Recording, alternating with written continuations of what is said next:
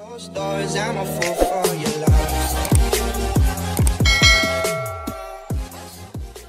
Okay, so sabi natin kanina, with the use of photography, okay, it can extend our human vision. Diyan papasok yung ating tinatawag na mga special uses of photography. Okay? So actually, baka kasi ang alam lang ninyo, when we say photography, ginagamit na siya for, for um, usual photography ng kasal, photo, what do you call this, kasal, or mga selfie-selfie, or let's say for example mga graduation photographs, but actually marami pang gamit ang photography and papasok dito yung ating mga special uses, and malaki po ang tulong nito na mga special uses of photography um crime scene investigation. So let's start with ito, yung infrared photography natin, no? Infrared photography. Kailan ginagamit ang infrared photography? Ang keyword natin dito, when we say the word infrared photography, of course, gumagamit siya ng infrared radiation. Mamaya, we will gonna discuss ano ibig sabihin ng infrared radiation, okay? Especially pagdating natin sa electromagnetic spectrum. But anyway, when we say the word infrared photography naman, ang sabi dito, it can penetrate. That's the very keyword talaga, no? It can penetrate. Sabi ko nga sa mga estudyante minsan, ang infrared photography ginagamit siya for us to have, no, a see-through effect. Okay? Or para gumagamit tayo ng infrared para yung ilaw natin tumagos, no? Para tumagos. Ano ibig sabihin nun? When we say the word infrared photography kasi, okay, may nakaharang. Okay? Let's say for example, this is my cell phone, right? Sorry, di siya kita, no? Let's say for example, merong pader, no? Merong pader. Tapos merong tao sa likod ng pader. So basically, pag nasa kabila ka, hindi mo makita, ano, hindi mo makikita yung taong yan kasi nga may nakaarang na isang pader, which is an opaque. But if you're going to use an infrared photography, gumagamit ka ng ilaw that can penetrate this opaque object, or that can has a see-through effect on this opaque object. So, kapag tumagos na yung ilaw dun sa ating opaque object, nakikita mo ngayon yung sa other side of that opaque object. So, basically, ganun yung concept ng infrared photography. Okay, so, usually, ang tinatanong sa board examination, okay, if ina-apply siya sa crime scene investigation, ang infrared photography ginagamit siya first if we are talking about charred documents. When we say the word charred documents, ibig sabihin mga burned, no? Yung mga sunog. Mga burned documents. Usually, ginagamit din ng infrared sa tinatawag natin na obliteration. Obliteration. So, ano yung charred documents at saka ano yung obliteration? Take a look at our images. When we say the word charred documents, okay, yan nga, burned document. Take a look at this example. Yan, yung merong star na yan. This is an example of a paper, okay, a document na merong sunog or merong chart. Kung nakikita niyo yung part na yan, okay, pag nasunog yung isang papel, meron lumalabas na soot, na yung usok. Na merong soot na, of course, yung usok ng apoy, dumidikit sa papel, natatabunan. That's the word, no? Natatabunan niya yung original writing. So, merong nakatabon. Ngayon, hindi siya nababasa ngayon. But if you're going to use infrared photography, sabi nga natin, it can penetrate. Sabi, kaya niyang tumagos, no, doon sa nakapatong or doon sa nakakover sa kanya. So this is an example already. Take a look at this one. Ayan. Because of infrared photography, yung sulat na hindi nababasa dito is now already readable. Kasi nga, gumamit tayo ng infrared photography.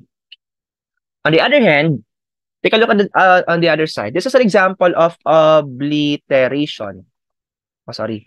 Obliteration. Kasi when we say the word obliteration kasi, sa question documents nyo na subject, it's about smearing over. No? Smearing over or blotting out. Ibig sabihin, ayan, take a look at this example. Meron siyang original writing. No? Sa ilalim, merong original writing. Anong ginawa mo? Tinabunan mo, no? Nilagyan mo siya ng ink sa ibabaw, which makes it covered. So, nakaveran, no? Nakatabon ngayon yung ating original writing. So, with the use of infrared again, tingnan nyo yung example sa ilalim. O, yan. With the use of infrared photography, tumagos yung ilaw doon sa ink na pinatong mo. Therefore, lumitaw ngayon yung original writings niya. So, yan po yung gamit ng infrared photography. Okay, so to sum up everything, before tayo mag-proceed sa next topic, when we see the infrared photography, ginagamit mo yan siya if merong nakatabon, may nakakover, which makes our original writing or yung ating original subject not visible. So, gagamit yun ng infrared to have a see-through effect or to penetrate that ink or that material na naka-cover doon sa ating original writing or sa original na material. Okay, that's infrared photography. What else? Ano naman ngayon ang difference niya sa ultraviolet? Okay, sa ultraviolet guys, ginagamit ang ultraviolet doon sa mga bagay that are unseen. When we see the word unseen, these are invisible. Invisible. Ibig sabihin, hindi nakikita. Okay? Sa ano kasi kanina, sa infrared, may naka-cover, may nakatabon. Sa ultraviolet, yung mismong image, yung mismong writing, yung mismong subject natin is yung invisible mismo, hindi nakikita. So, dyan ka gagamit ng ultraviolet. Example, nung tinatanong sa board examination, kailan mo gagamitin ng ultraviolet? First example, of course, sa mga latent prints.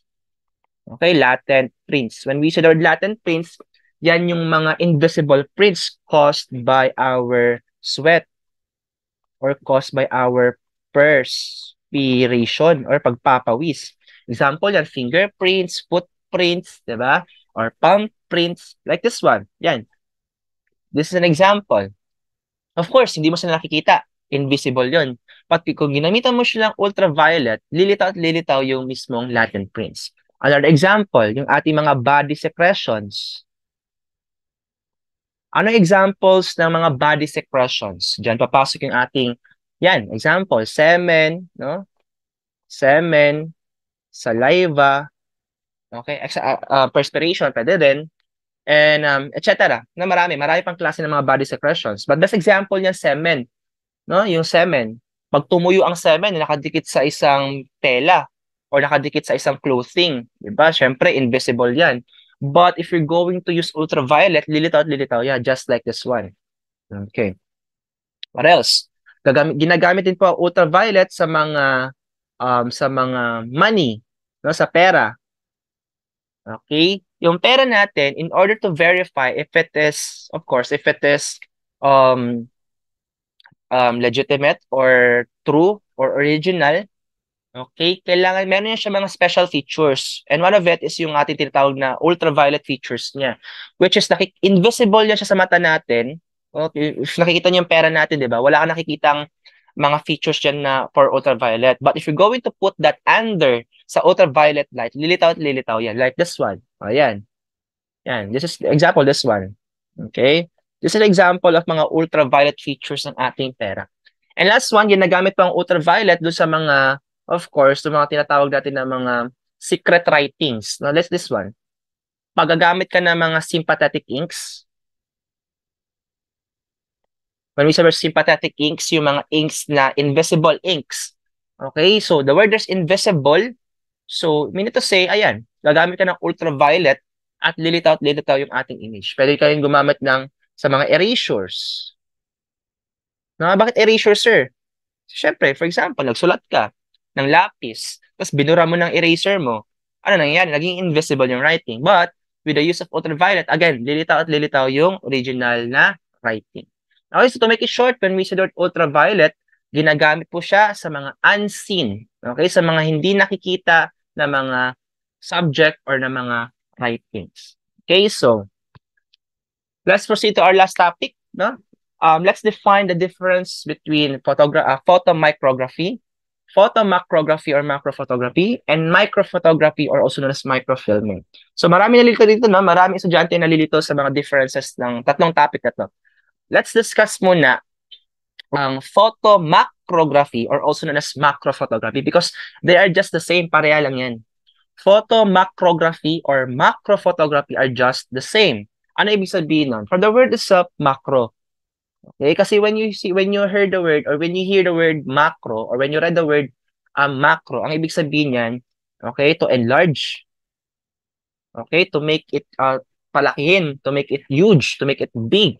So when we say photomicrography or sometimes known as macrophotography, ginagamit siya for magnification. Okay? Para palakihin yung isang image. Which is gumagamit tayo ng mga extended tube lens or also known as macro lens. Example, this is our camera. At ito yung kanyang built-in na lente. And of course, normal lang yung kanyang kayang ibigay na image. But if gusto mo magkaroon ng more enlargement, naglalagay ka ng mga extended tube lens. So, naglalagay ka ng extended tube lens, extended tube lens, extended tube lens. Okay? Para magkaroon ka ng too much magnification. Just like this one, yung ating image. Okay? We have also, ngayon, i-define natin ang photomicrography at microphotography because basically they are different. Malayong-malayo po ang pinagkaiba ng photomicrography at microphotography. Let's discuss muna ang photomicrography, which nauuna po yung word na photo. Ang keyword natin sa photomicrography, kailangan merong microscope. Okay? Papasok lang ang photomicrography if there is a microscope. So, ano ibig sabihin yun? Ano ba ang gamit ng microscope? Ano ba ang pinaka-purpose ng microscope? Ginagamit ang microscope for us to view mga minute, no?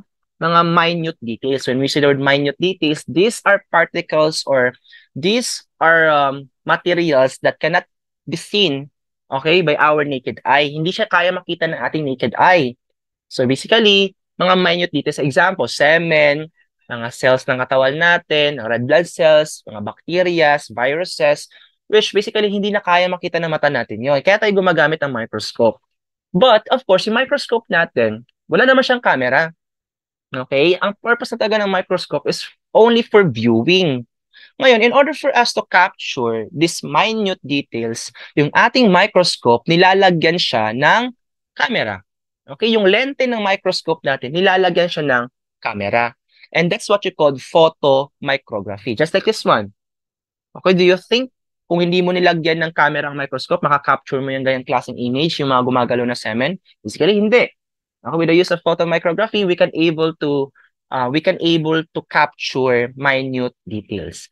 Ano ngayon ang difference niya sa microphotography or also known as microfilming? Ginagamit ng microphotography or also known as microfilming ito for filmmaking. Ginagamit siya for filmmaking. Ano sabi dito? Is a process of producing small strip of film. No? Small strips of film in a scenario. It is first used in filmmaking process. Ano ibig sabihin nun? Ngayon, I do not know if they are still using this kind of style or this kind of technique. Pero kasi makaluma to eh. Ito siya, lumang paraan siya ng paggawa ng movie. Anong ginagawa dun, sir? Meron tayong isang tinatawag na film, for example, no? Meron tayong film. This is an example of film, no? Tapos, each strip of our film, no? Each part of our film, meron siyang corresponding image, for example, no? Meron siyang mga corresponding image. And these images, or this strip of film, will be inserted inside a projector. So, ipapasok sa loob ng projector. Yung projector natin, iikot yan siya. Tapos, ang mangyayari ngayon dyan, like this one, take a look at this image. Okay? Ipapasok siya ngayon doon sa film sa loob ng ating projector. Tapos next yan siya. So therefore, next din yung ating projector or yung ating screen. Therefore, may nabubuong film. May nabubuong, kumbaga, parang action. So that's how they make movies way back then, nung sinaunang panahon. Kaya nga sabi ko, right now, ngayon, nowadays, parang hindi na siya ginagamit kasi modernized na ngayon di ba? But again, for the purposes of board examination, when we considered microphotography or also as microfilming, ginagawa siya panggawa ng movie or ng film. Okay, so para hindi kayo malito, ako personally lang ginagamit ko, pag nakita ko yung word na microphotography, it always starts with the word micro. And micro starts with letter M. M, of course, ginagawa mo siya for movie. Okay, M. No? M, movie. So, hindi na ako malilito. Kasi, ang usual problem ng mga estudyante kasi, nababaliktad nila ang photomicrography at microphotography. Okay, so, again, to make it short, to sum it up, photomicrography or macrophotography are just the same. Okay, we are capturing image, okay, and naglalagay tayo ng mga extended tube lens for magnification or for enlargement. On the other hand, when we see the word photomicrography, naglalagay tayo ng camera sa ating microscope para magkaroon tayo ng images or captured images of our minute details. When we see the word, on the other hand, microphotography, okay, it starts with the word micro, letter M, movie. So ginagamit yung microphotography for movie making.